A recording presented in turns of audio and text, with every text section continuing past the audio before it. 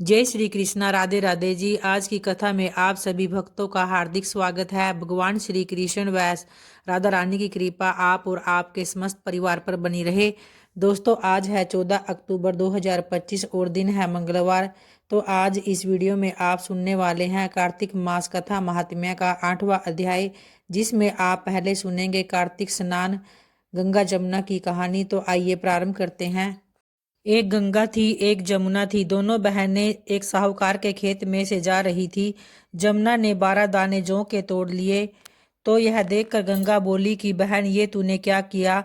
ये तो चोरी हो गई, तुझे तो पाप लगेगा। तो जमुना बोली, बहन, यह पाप कैसे उतरेगा? गंगा बोली, 12 बरस साहूकार के यहाँ नौकरी करने से ही यह पाप उतरेगा। फिर जमुना साहूकार के यहाँ गई और बोली, मुझे नौकरी पर रख लो। 4 काम छोड़कर मैं तुम्हारे सारे काम कर दूंगी। एक तो जूठे बर्तन नहीं धोऊंगी, झाड़ू नहीं लगाऊंगी, सेज नहीं बिछाऊंगी और दिया नहीं चांसू। तब साहूकार ने उसे नौकरी पर रख लिया। फिर 12 बरस के बाद जब कुंभ का मेला आया तो साहूकार और साहूकारनी मेले में जाने लगे।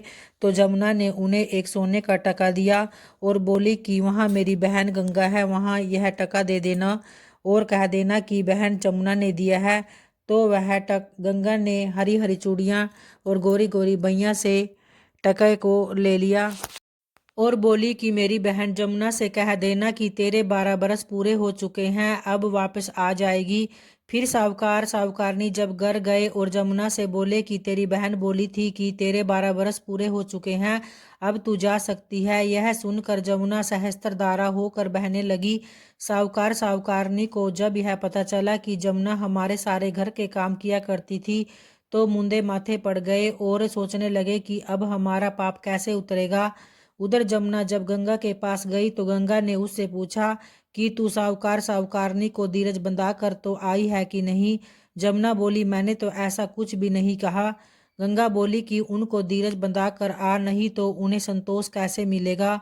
फिर जमुना दोनों के सपने में आई और बोली कि तुम उदास क्यों हो? वे बोले कि हमने तुमसे ऊंचा नीचा सब काम करवाया है, अब हमारा पाप कैसे उतरेगा? तब जमुना बोली, तुम्हें कोई पाप नहीं लगेगा, मैं तो अपना पाप उतारने आई थी, क्योंकि तुम्हारे खेत में से मैंने दाने तोड़ लिए थे, इसलिए मुझे दोष लगा था। तुम्हारे यहाँ 12 साल काम करने से अब उतरा है।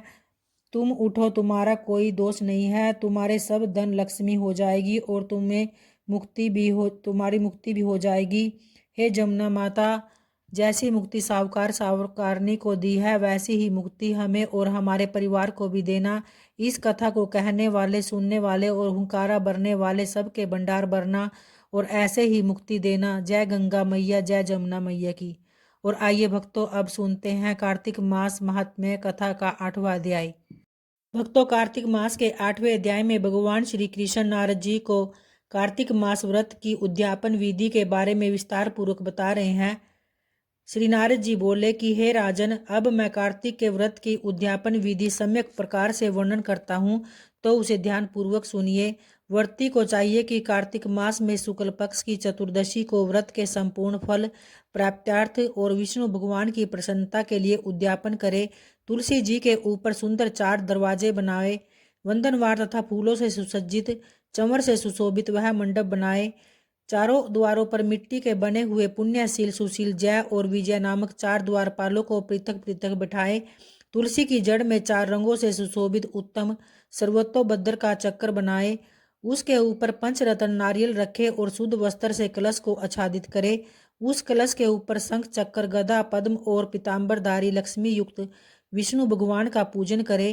कार्तिक मास का व्रती इंद्रादि लोकपालों का पूजन मंडप में करे। द्वादशी को विष्णु भगवान जागे थे, क्योंकि त्रयोदशी को देवताओं ने विष्णु भगवान का दर्शन किया था। चतुर्दशी तिथि को देवताओं ने उनका पूजन किया था, इसलिए भगवान की उद्यापन पूजा चतुर्दशी तिथि को शांत मन से की जाती है। इस दिन संयम और शांतचित्त से व्रत भी करना चाहिए।